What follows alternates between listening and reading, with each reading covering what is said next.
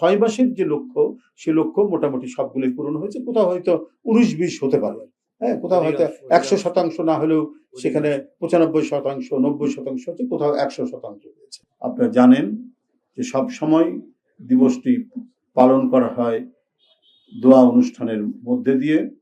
আমরা আগামীকাল ঢাকা সহ সারা দেশে দলীয় কার্যালয়গুলোতে দোয়া অনুষ্ঠিত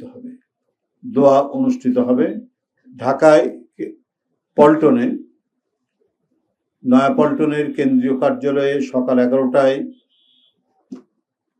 দোয়া অনুষ্ঠানটি অনুষ্ঠিত হবে এবং গুলশান কার্যালয়ে বাদ আসর দোয়া অনুষ্ঠিত হবে। এইভাবে সারা দেশের সকল দলীয় কার্যালয়ে বাংলাদেশ জাতীয়তাবাদী দল দোয়া অনুষ্ঠান পরিচালনা করবে।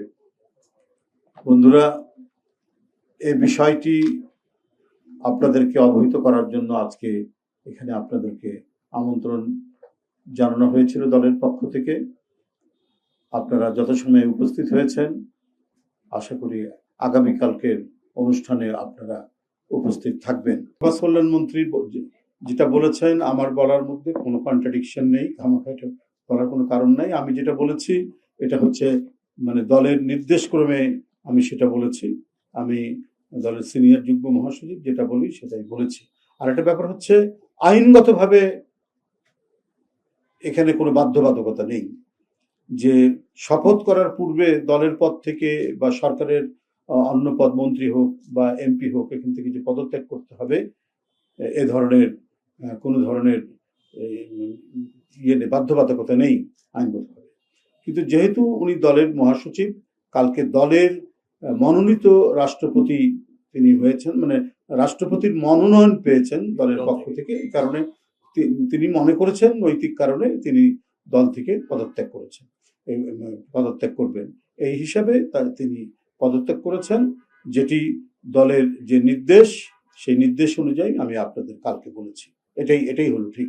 আমি যেটা বলেছি সেটাই ঠিক। শতকরা মানে এই যে লক্ষ্য পূরণ, যেটা 6 মাসের মধ্যে টোটাল যে অঙ্গীকার বা ম্যানিফেস্টোর কত অংশ হয়, সেই অংশ অনুযায়ী 6 মাসের যে লক্ষ্য সে লক্ষ্য মোটামুটি সবগুলোই পূরণ হয়েছে। কোথাও হয়তো 19-20 হতে পারে, হ্যাঁ, কোথাও হয়তো 100% না হলেও সেখানে 95%, 90% হচ্ছে, কোথাও 100% হয়েছে। আপনার এই ধরুন 6 মাসের মধ্যে আমরা কতটুকু দিতে পারি, কি বলে, ফ্যামিলি কার্ড দিতে পারি, কৃষক কার্ড দিতে পারি, কত কিলোমিটার আমরা খাল খনন করতে পারি, এগুলো সম্পূর্ণ স্ট্যাটিস্টিক্স আপনাদের হাতে আপনারা পৌঁছে যাবে। তবে আমি আপনাদের বলবো যে এটি 6 মাসের যে লক্ষ্য সেই লক্ষ্যটা অধিকাংশ যে কর্মসূচি, সেই কর্মসূচিগুলো যেটি আমাদের ম্যানিফেস্টোতে যেটি উল্লেখ আছে, যেটি অঙ্গীকার করা হয়েছে নির্বাচনের প্রাক্কালে, সেগুলো অধিকাংশই পূরণ হয়েছে। এবং এটা কারণ সরকার তো 6 মাসের মধ্যে একটা প্রস্তুতি নিতেও তো একটা সময় লাগে। প্রস্তুতি পর্ব বা কর্মসূচিগুলো জোরালো গতিতে এগিয়ে নিয়ে যাওয়ার জন্য যে একটা রান আপ করতে হয়, সেই রান আপের সময় যায় 6 মাস, 1 বছর।